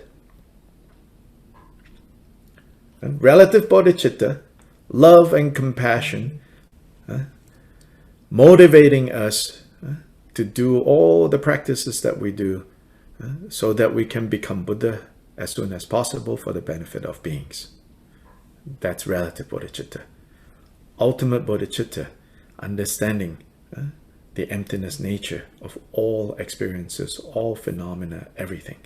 Combine those two. Excellent and precious bodhicitta. That is what should underlie whether we're reciting mantra, reading books, chanting sutras. Yeah. So that's the brief answer. Okay. Thank you, and hopefully you will give us larger teachings. Yeah, details, like it comes all the details, it comes along the way, when you participate in this program, that program. So you build up basically over time. Yeah, that's how we progress over time. Yeah, so. Thank you. Thank you.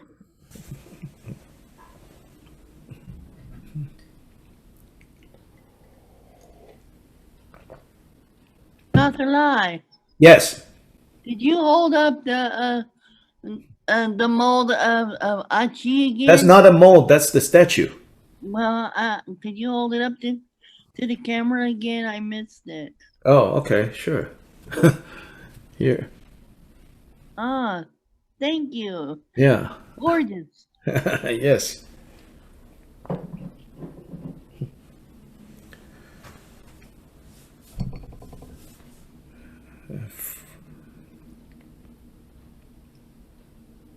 Other questions? Comments?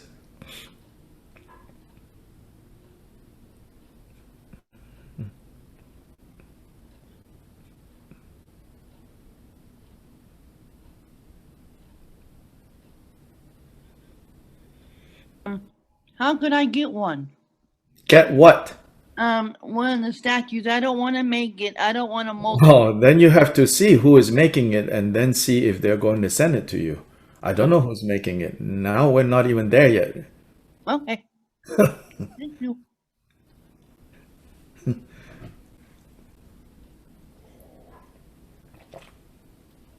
Maybe you can pray to Achi, and see if it'll turn up.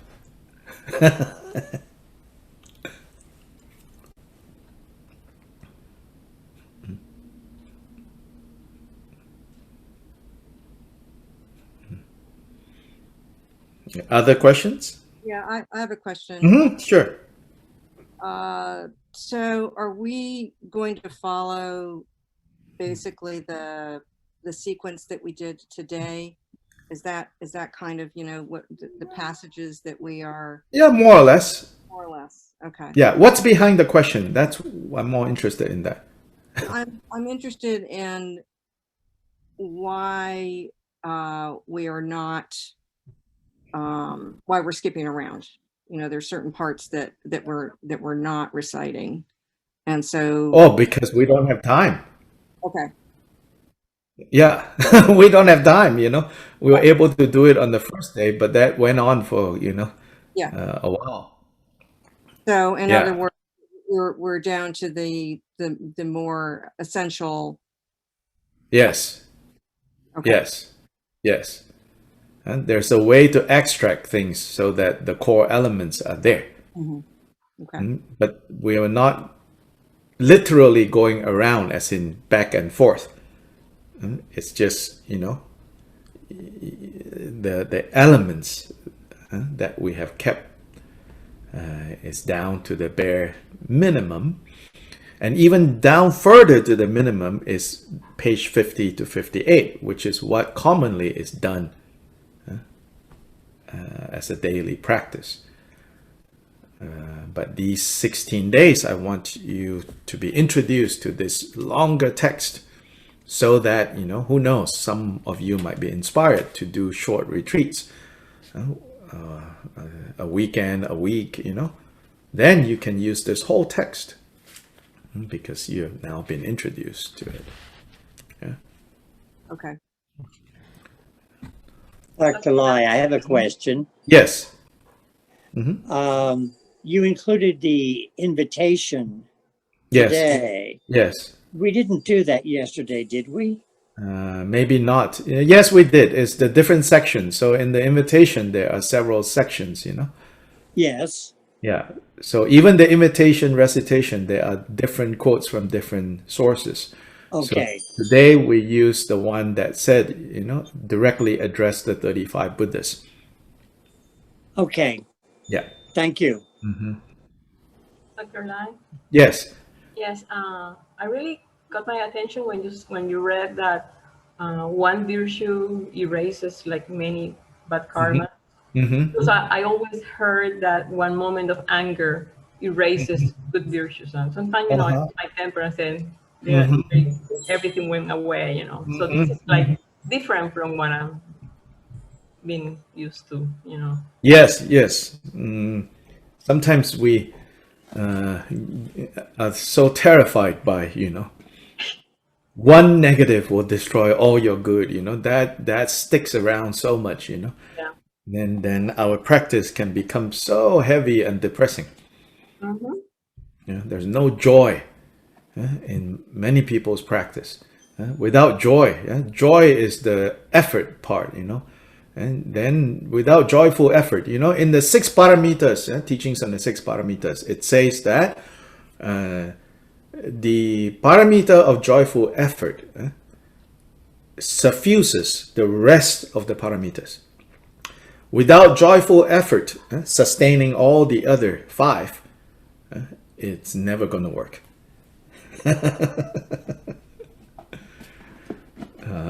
But you know, traditional religion, it seems, you know, not just Buddhism, anywhere, traditional religion, I don't know why, you know.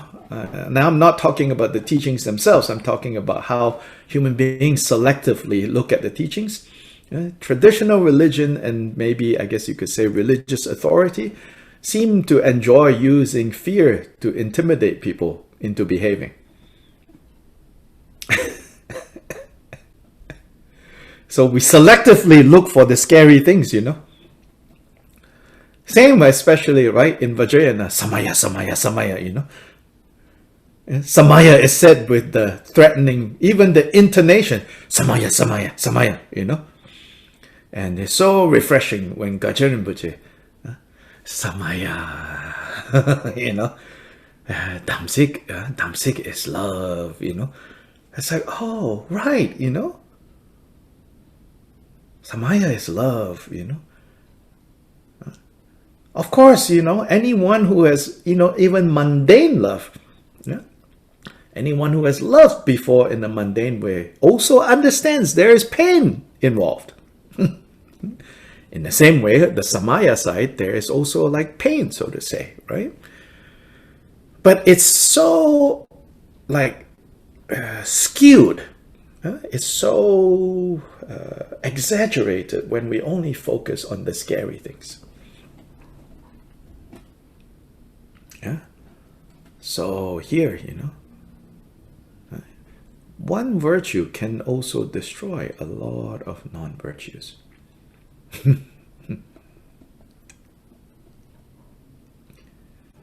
Those are very good news. Yeah. I never heard that before. Right, right. Thank you so much. Yeah, sure. Nice. Oh, Dr. Lai? Yeah, Hi. Hello. I was wondering, those who do the prostration during the recitation of Yes. the prayers, Yes. is it recommended to do it like 3 times? Or 35 times? Is there 35 times, yes, yes. It is okay. Yeah. And we should do it then 3 times while we're reciting it 3 times. Yes, yes. If you can, you know, depending on stamina. Yeah. Stamina's okay. You have to build up, you know, these muscles. Otherwise, you know, if you do like 35, 3 rounds, you know, that makes it like 105, no? 5, right? 105, you know, at the first try, you know, then 2-3 days later, you know, you cannot even move the body. Ouch, ouch, ouch, ouch, ouch, ouch, you know. But yeah, I said, you know, at least if you can start with 35 a day and even spread it out, you know. Of course, you know, You are in Bhutan, you know, quite normal to do prostrations, you know. Yes. We are in the land of barbarians, you know. We're not used to doing prostrations. If overdo, you know, people like, I cannot handle, you know. But yes, to be able to do, you know, for each of the Buddha, one prostration, each of the Buddha, one prostration.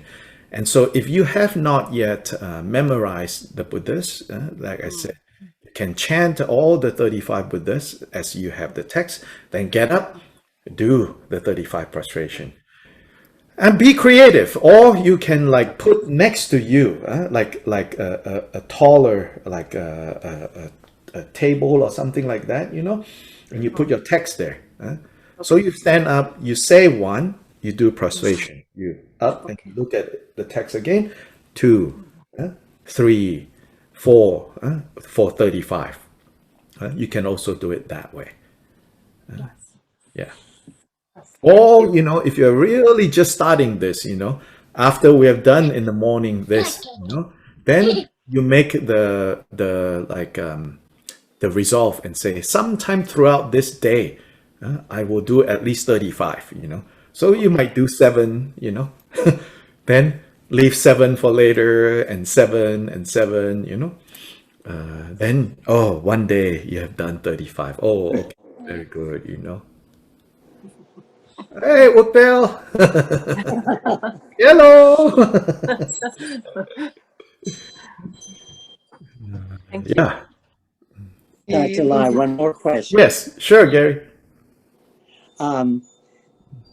We did the 35 and a confession prayer. Mm-hmm. And then we did that 2 other times. Mm-hmm. Is it permissible to do each name of the Buddha 3 times with prostration, and then the next 3 names and the next, you know what I mean? I don't know what you mean. Can you elaborate? What do you mean? Okay. Rather than doing Tathagata, Glorious Buddha Shakyamuni, and then going to Vanquishing with Vajra Essence, and then going to Sublime King of the Nagas, can I do Shakyamuni 3 times, and then going to Vanquishing with Vajra Essence 3 times? No, no. I mean, it's, when I say no, I don't mean bad things will happen if you do that, but it's just not the tradition. The tradition is to do sets of 35, 35, 35, 35. Okay, that's what I wanted to know. Yeah, sets of 35, you know, then the other 2 heaps. Sets of 35, the other 2 heaps. Sets of 35, the other 2 heaps. Okay. Yeah. Thank you very much. Sure. Dr. Lopan, thank you for the teachings first. And you said that we can apply the teaching of the empty to the purification of the karma. Can you give us one example how to do that? It's not like directly, you know, it's basically saying you keep developing your understanding and your realization on emptiness.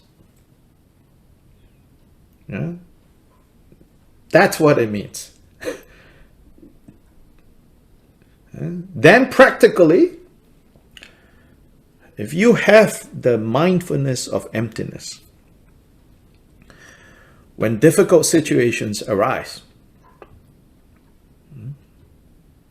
you suffer less. When you're stuck in a situation that you really don't like, you suffer less when you have some understanding of emptiness, because the understanding of emptiness will give you space. It's like that salt water. You will now have a pool instead of just a cup. Or my analogy of, you know, instead of being stuck in a closet with a bunch of crazy cats, you will now be in a big field with a bunch of crazy cats. And big field, crazy cats, no problem. Nobody will really get harmed. But if you put all the cats in the closet and you jump in there, well, good luck. Right? That is not having any understanding of emptiness. It's the equivalent of, locking a bunch of crazy cats and then jumping in there yourself as well.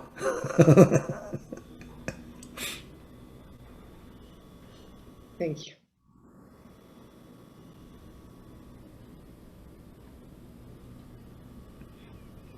Yeah, so we'll meet again tomorrow. Have a good day. Have a good night. And we continue in this 16 days of the complete clearing of karmic obscurations through the practice of the 35 Buddhist confessions. So, tata. Thank you very much. Gracias. Thank you. Thank you very much. Gracias. Thank you.